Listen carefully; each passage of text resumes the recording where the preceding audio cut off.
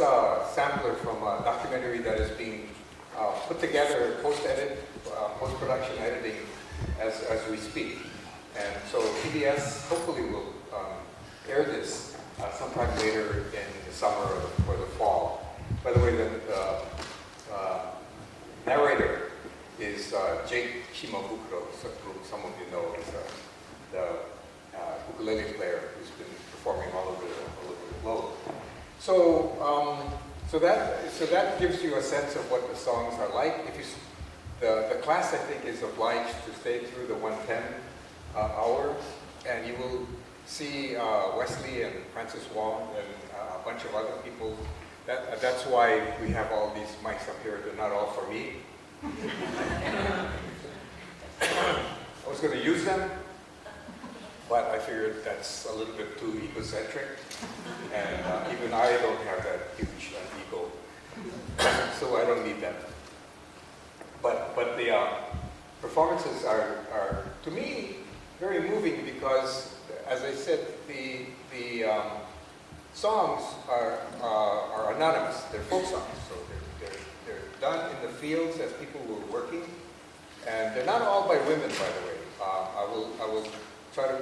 I will read some of the lyrics because, as I said, I can't sing. But I will read some of the translations of the lyrics, and you will see why we know that some of the songs are from women.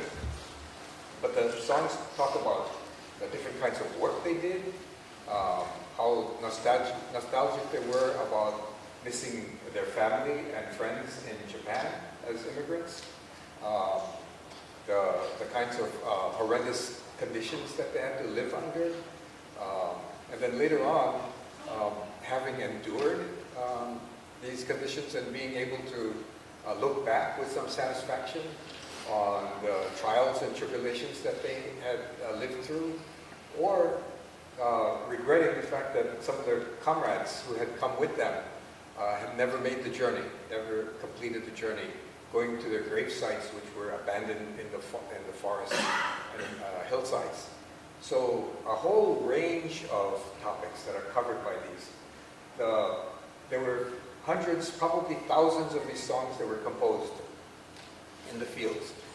Many of them never made it beyond a single singing composed by a singer because they just weren't particularly interesting.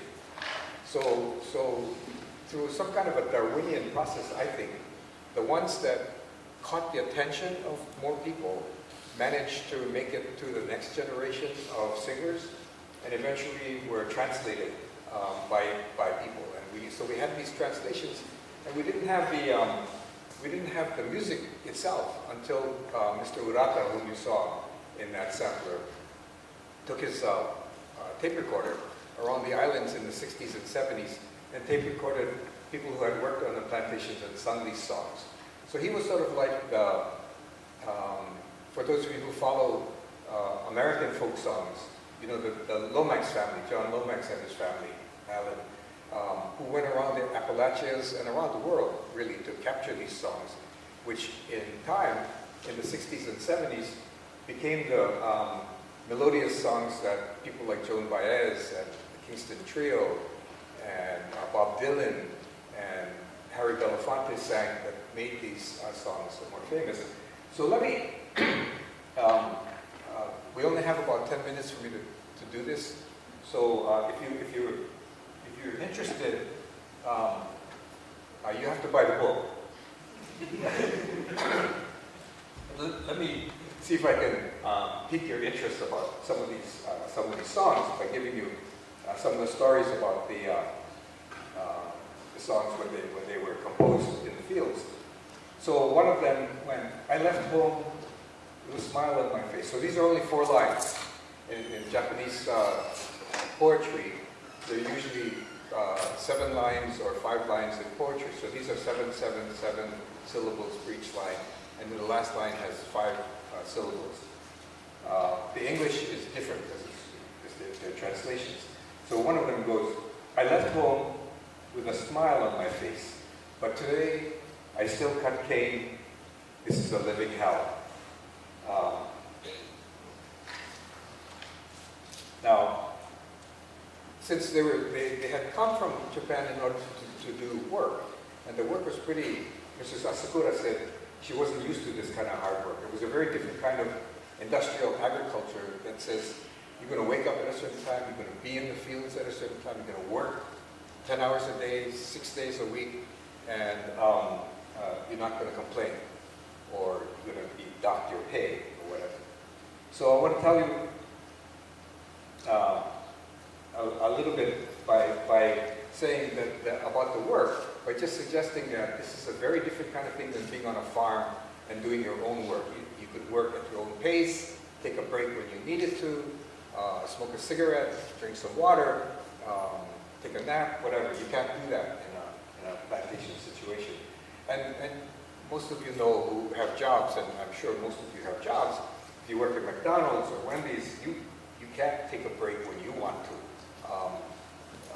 Maybe you can take a break in Wes's class. Professor, where I'm tired. Can I just put my head down? And he said, oh, of course. So the plantation managers, in order to get the most work out of their workers, used to hire younger and stronger people to set a pace for the workers. And these guys were called hippari men, the English men, plus hipparu for the Japanese to drag along or pull along.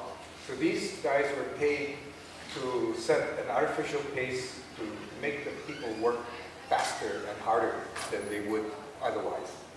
So one of these guys would sing, "Keep up with me and stop complaining.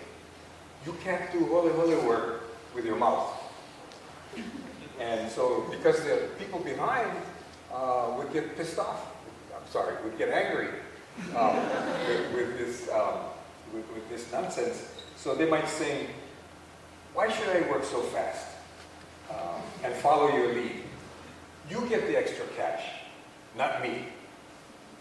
And then some people on the side watching this might sing, "They get 10 cents more each day to set an ungodly pace. Feed them to the dogs and let them die."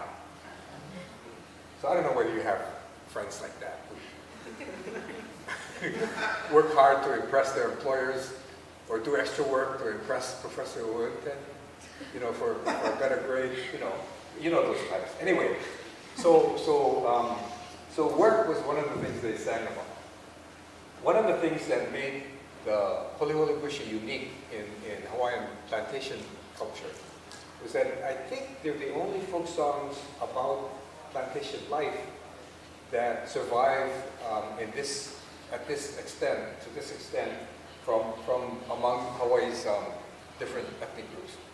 We have poetry from all of the different groups: Filipino, Korean, Okinawan, Puerto Rican, some African American, and some other, to send Japanese workers to work on the sugar plantations in the 1880s and into the 1920s, when immigration was cut off. They negotiated 20% of the contract laborers would be women, and that was largely to ensure that the kind of dysfunctional social characteristics that accompanied the Chinese workers on the West Coast in particular, with a large sexual imbalance, 20 to 1, 50 to 1. So you have that many males with that few females. There was stereotype behavior that was attributed to the Chinese, including use of opium, prostitution, and gambling. The Japanese in Hawaii, even though they had women there, also were accused of, and they themselves actually acknowledged that there was sake onna bakuchi, was the term they used. A lot of sake, a lot of women, and a lot of gambling. And so the kinds of stories that you may hear about immigrant life may not necessarily be true, that they all cared for the children, had great values, wanted everybody to succeed, worked hard, and kept their noses clean. Not necessarily.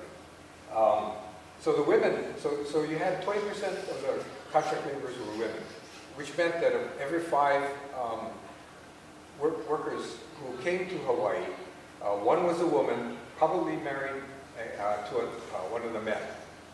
And so there are 3 other men who are available to the women. So if you can sort of imagine that kind of a ratio so they hadn't necessarily met or agreed to marry the men to whom they eventually got married, and found that they were abusive or inattentive or drank too much or whatever. But if that was the case, they had at least 3 other guys who were interested. So they could have affairs or move away with somebody else and run away from a particular plantation and go to another plantation with another guy. So how do we know this? Well, we know this from the historical record. But we also know this from the songs. For example, tomorrow is Sunday. Come visit me then. My husband will be out watering the cane. I'll be home alone. So we know this. So there's another one that went, if I fight with my husband, I can be with you. So let's start this brawl. The sooner the better. Then there are some that are more sort of like R-rated. And I presume this is an old enough audience. So, so there's one that, towards the end of the 19th century, the going rate, the rate for women workers on contract, worked out to about 35 cents a day, which was more than they were able to make in Japan. So it was worth it for them to make the trek to Hawaii and be on contract. So one of the songs went, why settle for 35 cents a day doing holy work when I can sleep with a Chinaman and make a buck? And so sex work and by 1900 we know that the majority of prostitutes in Hawaii were from Japan. And some of their clients, and I translate the term pake, which is in the original, as Chinaman, because I think it was used in a pejorative. It's a negative sense of what's going on. So of course the men then also had their version. By the way, the men sang this song as well. They used to sing all the songs that we attribute as having come from the women. So one of the guys made up a song that said, night after night, I watch her passion shrivel. Which bastard is slipping it to her now? And then there were songs about, oh, okay, if I ever catch this bastard, he's going to end up as fertilizer for the sugar cane. So there are a couple hundred of these songs, and they range, as I say, all over the map. They're very interesting. Put together, they really tell you something about life for the immigrants that's not usually covered in the usual history books. So I think they're a very valuable source for us to get to the direct feelings of these people. So let me end there.